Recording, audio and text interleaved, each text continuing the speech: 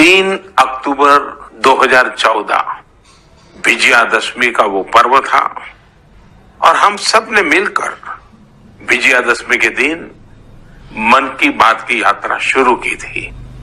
विजयादशमी यानी बुराई पर अच्छाई की जीत का पर्व।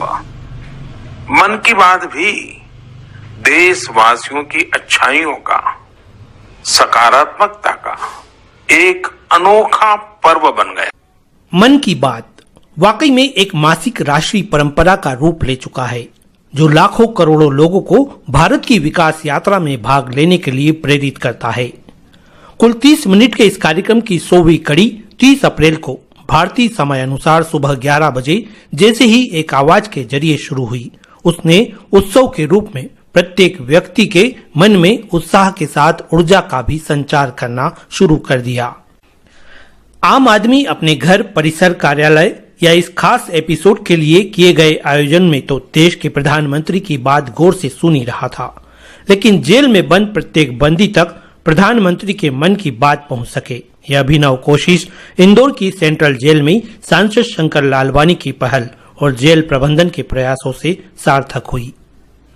जेल परिसर में बड़ी एलईडी लगाकर जहां सैकड़ों महिला पुरुष बंदियों को देश के प्रधानमंत्री के मन की बात का यह एपिसोड देखने और सुनने का मौका मिला, वहीं बैरेक में बंद बंदियों ने वहां लगे स्पीकरों से मोदी जी के मन की बात को सुना।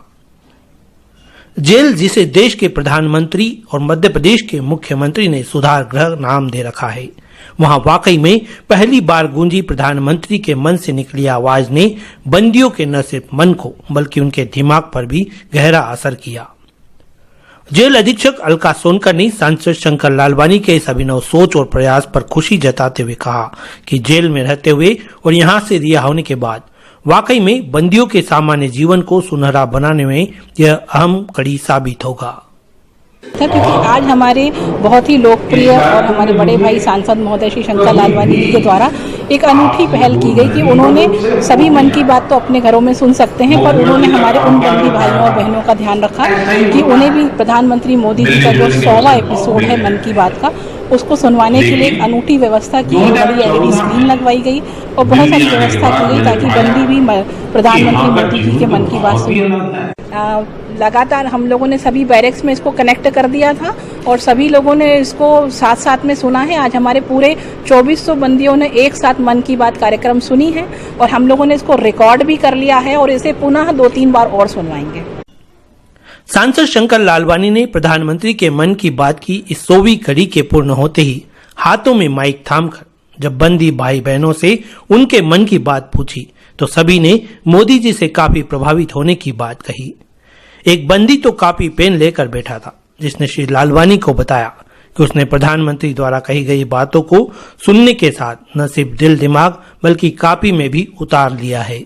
काफी प्रभावित हूँ उनसे। हमारे बंदी भाई भी बहुत कुछ चाहते हैं इस मामले में कि जैसे मोदी जी के मन की बात हम ध्यान से सुनते हैं, वो भी बंदी भाइयों के मन की बात ध्यानपूर्वक सुने। बिल्कुल, आप जो पत्र बना के देना, आपके पास डायरी और पेन भी है, ये क्या के लिए? सर, जेल में जितने भी कार्यक्रम होते हैं 2019 से सबकी मैं डायरी बनाता हूँ संक्षिप्त में।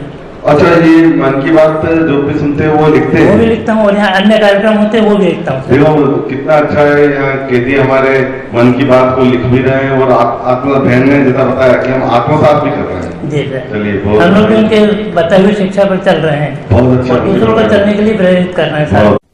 सांसद श्री लालवानी ने कहा कि जेल में पहली बार मन की बात सारे बंदियों को एक साथ सुनाकर उनके भावी जीवन को सुखमय बनाने की इस कोशिश में जेल प्रबंधन के अलावा अपने प्रतिनिधि situ Chhabra, doctor A.K. Dwivedi सहित सभी का आभार व्यक्त किया, जिन्होंने सुव्यवस्थित रूप से मोदी जी के मन की बात को हर बंदी तक पहुंचाने में अहम भूमिका निभाई।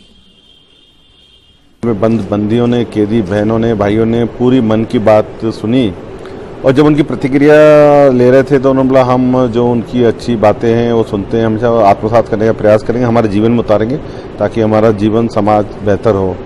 मैं इस अवसर पर जेल अधीक्षक उनकी टीम को धन्यवाद देना चाहता हूँ।